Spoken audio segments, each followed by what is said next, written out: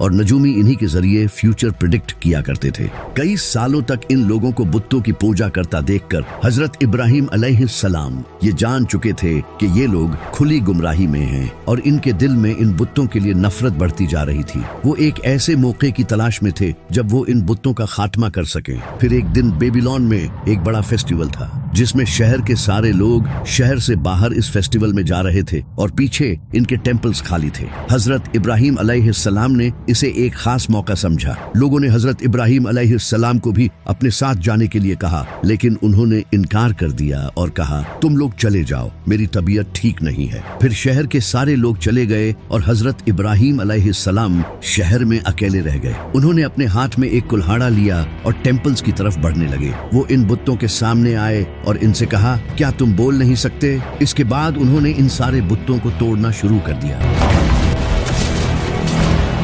वो एक एक करके इन बुतों को तोड़ते गए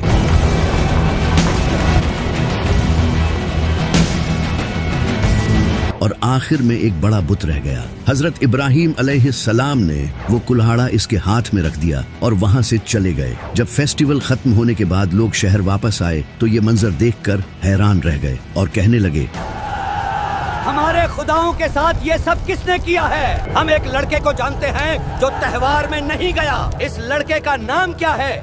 उसका नाम इब्राहिम है। उसे हमारे सामने लाओ।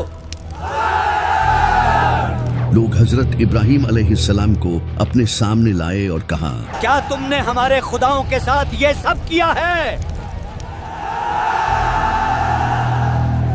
हजरत इब्राहिम अलैहिस्सलाम ने कहा, तुम खुद अपनी आंखों से इस बड़े बुत को देख लो, इसके हाथ में कुल्हाड़ा है, इसी ने ये किया है। वो लोग कुछ देर के लिए गहरी सोच में पड़ गए और फिर कहने लगे, क्या तुम पागल हो?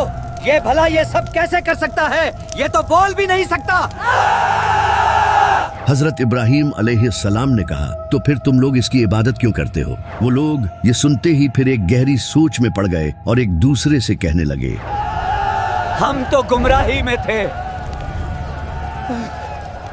लेकिन कुछ देर बाद वो फिर से जिद पर आ गए और हजरत इब्राहिम अलैहिस्सलाम पर गुस्सा होने लगे और कहने लगे, उसे जलाकर राख कर दो। हाँ, बिल्कुल सही कहा, इसे आग में फेंक दो। इसे जलाकर अपने खुदाओं को खुश करो।